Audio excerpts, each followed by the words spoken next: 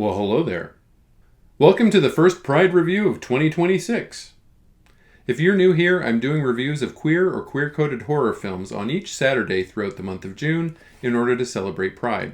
Today's review is going to be a special enhanced review, and it's going to contain snippets of an interview that I recently did with filmmaker Roger Connors in place of where I'd normally do segments. And as a result of that, it's going to be a little bit longer than these normally are. Happy Pride, everyone! Greetings, friends, and welcome back to the 3-Minute Horror Show. My name is Ben, your host, and I love horror movies. In fact, I watch the bad movies so that you don't have to. You're welcome. Today I'll be reviewing the movie Meat from 2025. Fresh meat. Noah, who is coasting through life, partying it up with his friends, is wrapped up in a wild evening that culminates in the accidental death of a young man. Noah takes the fall for his friends, who he finds out later may never truly have been his friends in the first place, as they're stalked by a leather-clad killer. Wow. This movie was written and directed by Roger Connors. Roger Connors has been a very prolific indie horror actor for many years, and this is his second directorial effort. And he's also a wonderful person, who I am very glad to know. Duh. Meat is still on the film festival circuit, and it's not widely available to stream yet. I pulled the clips for this video from a screener copy with Roger's permission, but when it does come out on streaming, I will post a link in my channel. Noah goes out for a night at the club with his friends. He's kind of floating through life. Not in school, not working, just having a good time and not worrying too much about the future. His sister is kind of worried about him, though.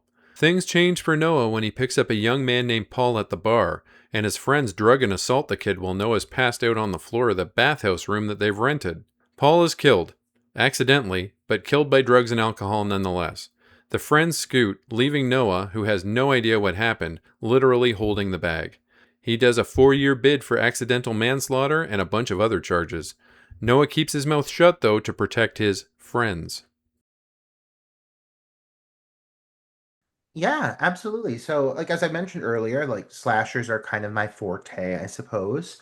And so I'd always wanted a queer take on the classic slasher formula, specifically like the revenge killing formula.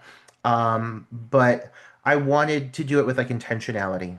I wanted it to be more than just oh, it's the same storyline you've seen before, just gay. No, there needs to be depth and nuances to the characters that are involved in this situation that unfolds. And so I've been working on the script since 2015. Wow. It's taken many forms, but as it currently stands, it's definitely a slasher, but it also has a rather intricate and layered, complex narrative focusing around a character who is in prison for 4 years after being accused of manslaughter. Now it's 4 years later. Noah's trying to pick up the pieces. He wants to move on with his life, but that's tough for an ex-con. Noah's sister helps him find work at a fashion studio run by one of his old school friends, and the staff there aren't too happy to see him. Noah is a pariah, as everyone has to believe he killed Paul. He pled guilty, after all. Notable staff members include director Roger Connors and Anthony Dane from Hollow Lake. Noah decides to hit the club and links up with his old friends, some of whom are very happy to see him, others not so much. And the very night that Noah turns back up in their lives, they start dying. Yeah, I knew that if I was going to do a queer slasher that was going to be outwardly queer, I had to balance it by delivering on all the components that make a slasher what it is. It had to be violent, it had to be gory.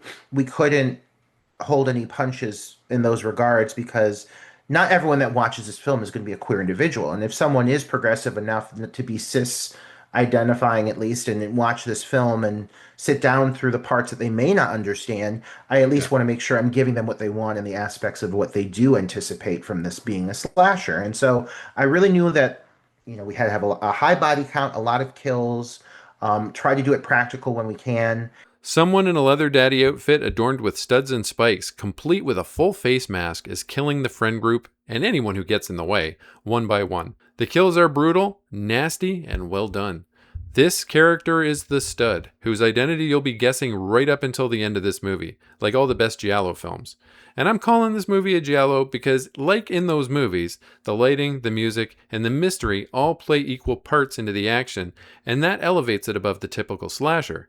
Naturally, everyone thinks the killer is Noah, especially the cops. It's the easy answer, isn't it? But really, who is the stud? You're going to have to watch this movie to find out.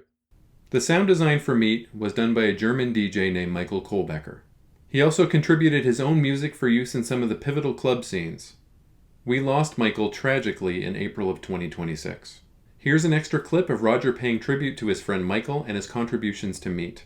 That sound design created the world that these characters lived in, and it was such a sonically rich world. And Michael is to thank for that. Like Michael, I can't believe I'll never hear his voice again. And I can't believe like I won't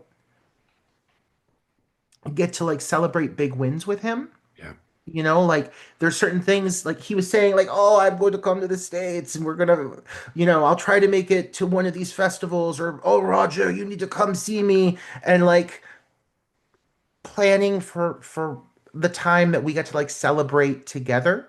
Yeah. And like the fact that we'll never have that. All right, now it's time to gush about Meat. The lighting is fantastic. It's my favorite aspect of the movie. When you see the stud in the light, the rays are literally gleaming off of their outfit. And the acting is great. Not a flat performance in the bunch. And you're going to find yourself really feeling for Noah all throughout. I only had one problem, and it's a me problem, not a this film problem.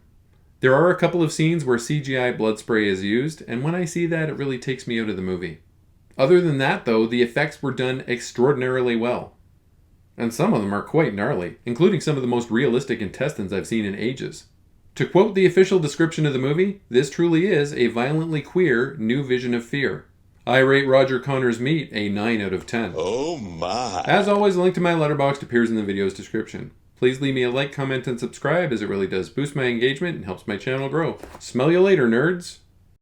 Show the meat to make you feel complete.